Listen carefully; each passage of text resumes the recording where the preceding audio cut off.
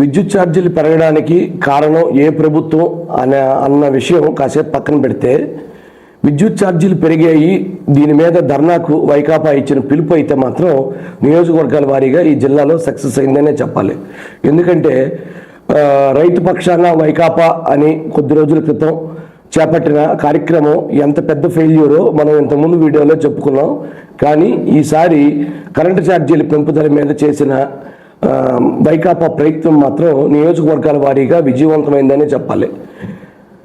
ఎందుకంటే ఇది ఒకటి, ఇంతకుముందు వీడియోలో మనం చెప్పుకున్నట్టు దీన్ని కేంద్రీకృతం జిల్లా కేంద్రంలో కాకుండా ఏ నియోజకవర్గంకి ఆ నియోజకవర్గాల వారీగా చేయడం ఈ సక్సెస్కి ఒక రీజన్ అయితే, గడిచిన కొన్నేళ్లుగా విద్యుత్ ఛార్జీలు ఏదో ఒక రూపంలో పెరుగుతూనే వచ్చాయి.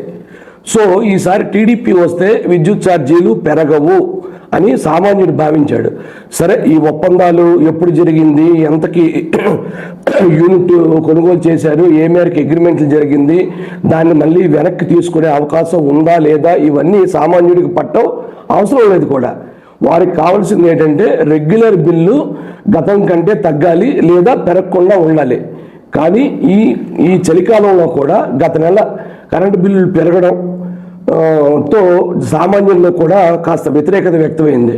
కాబట్టి ఈ సమయంలో వైకాపా ఇచ్చిన పిలుపు మేరకు, అక్కడ నాయకులు జన సమీకరణ చేసిన మేరకు ఈ ధర్నాలు, ఈ నిరసన కార్యక్రమాలు విజయవంతమయ్యాయి.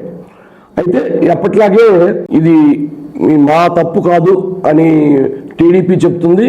లేదు ఇది టీడీపీ చేసిన పాపమేనని వైకాపా నాయకులు చెప్తున్నారు. మరీ ముఖ్యంగా ఎక్కడైతే రైతుకు అండగా వైకాపా కార్యక్రమంలో నేతలు ఫెయిల్ అయ్యారో ఈసారి అక్కడే సక్సెస్ అయ్యారు. ఇందుకు పార్టీ అధిష్టానం నియోజకవర్గాల వారీగా చేయమని పిలిపివ్వడం కూడా ఒక రీజన్. దీన్ని కాలంలో ఇది పక్కన పెడితే, అధికారంలో లేకపోయినా మాజీ ఎమ్మెల్యేలకో లేదా మాజీ నియోజకవర్గ వైకాపా ఇన్ఛార్జీలకో మాజీ మంత్రులకో ఇక్కడ ఒక ఫిక్స్డ్ ఓటు బ్యాంకో లేదా ఒక కేడరో ఉందని నిరూపించుకోవడానికి విద్యుత్ ఛార్జీల పెంపు మీద నిరసన ఒక ప్రధాన ప్లాట్ఫామ్గా ఉపయోగపడింది. అందుకు ఎవరి సత్తాను వారు చూపించడం కోసం ఇక్కడ గట్టిగానే పనిచేశారు, బాగానే జనాలు వచ్చారు. ఇక ఎప్పటి మాదిరిగానే ధర్మాన ప్రసాదరావు గారు మరో 2 ఏళ్ళ వరకు నన్ను కెలక్టండి అని లిటరల్గా చెప్పేశారు. బొత్స సత్యనారాయణకి అదే మాట చెప్పారు, విజయసాయి రెడ్డి గారికి అదే మాట చెప్పారు. ఆయన ఈ కార్యక్రమానికి హాజరు కాలేదు. ఇక అది అనకో అసమతో తెలియకుండా తమ్మినేని సీతారామ గారు కూడా ఈ కార్యక్రమానికి దూరంగా ఉన్నారు. అయితే ఇక్కడ కొత్తగా ఇన్ఛార్జ్ అయిన చింతాల రవికుమార్కు ఇది ఇజ్జత్ కా సవాల్. దీన్ని సక్సెస్ చేసి అధిష్టానం దగ్గర మార్కులు కొట్టేయడం ఆయన ముందున్న ప్రధాన కర్తవ్యం. ఆయన ఆ పనే చేశారు. ఎందుకంటే చింతాల రవి అనే ఒక నియోజకవర్గ ఇన్ఛార్జి ఈరోజు ఎమ్మెల్యేకి తక్కువ, ఎంపీపీకి ఎక్కువ, అలాంటి వ్యక్తికి ఎలా మీరు ఇన్ఛార్జిగా నియమిస్తారు అన్న టాక్ కూడా వైకాపాలో ఉంది. కానీ జగన్మోహన్ రెడ్డి తన మీద పెట్టుకున్న నమ్మకం తప్పు కాదు అని నిరూపించుకోవడం కోసం చింతాడు రవి అక్కడ ఎంత చేయాలో అంతా చేశారు. మాజీ స్పీకర్ సీతారాం గారు మనుషులు లేదా ఆయన కుటుంబ సభ్యులు లేదా ఆయన పర్సనల్గా ఆయన రాకపోయి ఉండొచ్చు, కానీ ఆంధ్రవలసలో కూడా దీన్ని చింతాడు రవి చక్కగా విజయవంతం చేశారు. ఇక అప్పలరాజు గారు అక్కడ మొన్నటి వరకు మంత్రిగా పనిచేశారు గత ప్రభుత్వంలో. ఆయన బాగానే జన సమీకరణ చేశారు. శ్రీకాకుళంలో ధర్మాన ప్రసాదరావు గారు రాకపోయినా కొత్తగా ఈ మధ్యన ఇంకా పార్టీ పరంగా ప్రకటించలేదు, కానీ జిల్లా పార్టీ కార్యదర్శిగా గేదెల పురుషోత్తం కానీ, పార్టీ ఉపాధ్యక్షురాలుగా మన ఎంవి పద్మావతి గారు మాజీ మున్సిపల్ చైర్పర్సన్గా చేశారు. ఆమె కానీ ఇంకా మిగతా నాయకులు ఈ శ్రీకాకుళం కేడరు మిగతా ధర్మాన ప్రసాదరావు ఫాలోవర్స్ మిగతా వాళ్ళు కానీ దీన్ని బాగానే విజయవంతం చేశారు. సరే, హెడ్ క్వార్టర్లో జనాలు రావడం, జనాల్ని పూలప్ చేయడం పెద్ద విషయం కాదు.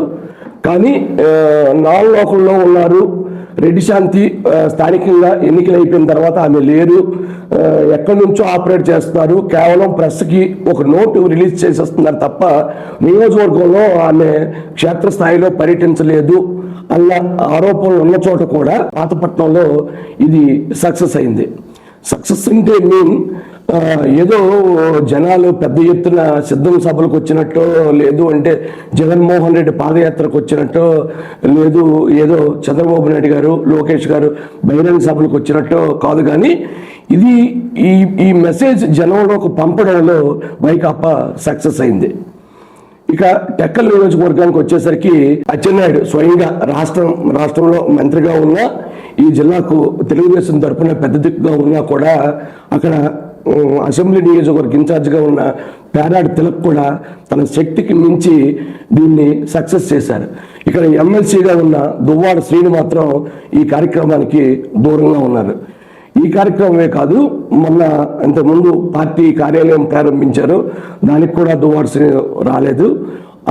ఆ తర్వాత ఈ రెండింటికి మధ్యలో జగన్మోహన్ రెడ్డి గారి పుట్టినరోజు వేడుకలు అయింది. దానికి కూడా ఆయన సొంతంగా ఆయన ఇంట్లో ఆయన కార్యాలయంలో ఒక కేక్ కట్ చేసుకొని వీడియో సందేశం ఇచ్చారు తప్ప ఓపెన్గా చేయలేదు. అయితే ఇక్కడ మనం ఒక మాట చెప్పుకోవాలి.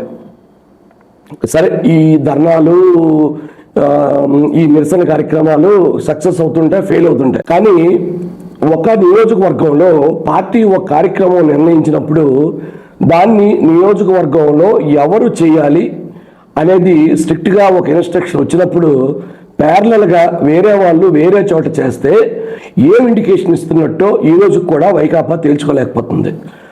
ఎగ్జాంపుల్గా తీసుకుంటే జగన్మోహన్ రెడ్డి గారి పుట్టినరోజు కార్యక్రమానికి పేరాడు తిలక్ నియోజకవర్గ వైకాపా ఇన్ఛార్జ్ పెద్ద ఎత్తున డబ్బులు ఖర్చు పెట్టి రగ్గులు, దుప్పట్లు, పళ్ళు, స్వీట్లు అనేక చోట్ల టెక్కల్ నియోజకవర్గంలో పంపిణీ చేశారు. At the same time Duvvada Srinivas MLC ఆయన కార్యాలయంలో ఒక కేక్ కట్ చేసి ఒక వీడియో సందేశం పంపి ఆయన నేను వేరే గ్రూప్తో ఉన్నాను, నేను వేరేగా ఉన్నానని ఒక సంకేతాన్ని పంపించినట్టు అయింది.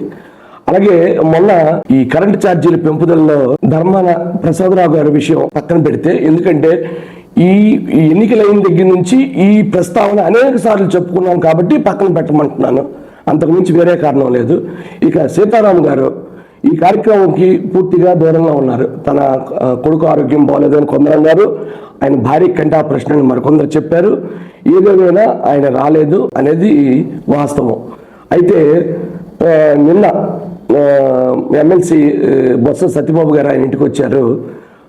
ఆయన కొడుకుని పరామర్శించడానికి వచ్చారని మీడియా ముఖంగా తర్వాత చెప్పారు. ఇప్పుడు ఒక కార్యక్రమం జరిగిన తర్వాత లేదంటే జరగక ముందు ఒక సీనియర్లు ఈ రాష్ట్రంలో 2019 నుంచి 24 వరకు అధికారాన్ని, హోదాని అనుభవించిన వారు, అనేక రూపాల్లో కాంట్రాక్టులు చేసిన వారు, ప్రభుత్వంలో అనేక కార్యక్రమాల్లో ఇన్వాల్వ్ అయిన వాళ్ళు ఇప్పుడు ప్రతిపక్షంలో ఉన్నప్పుడు మమ్మల్ని మార్చారు లేదంటే మమ్మల్ని పక్కన పెట్టారు అని దూరంగా ఉండడం ఖచ్చితంగా పార్టీకి నష్టమే.